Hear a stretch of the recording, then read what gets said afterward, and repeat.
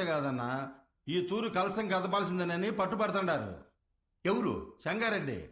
ఏమిరా మద్దతు తీయలేదనే పానం తీసేస్తాడటనా?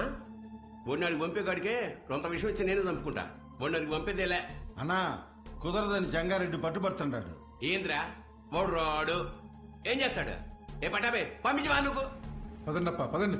కమిటీ వాళ్ళు పిలిస్తే ఎందుకు వస్తాడ్రా? చెప్పాల్సిన వాళ్లతో తలకెక్కేలా చెప్పించు. అర్థమైందా? అట్నేనా?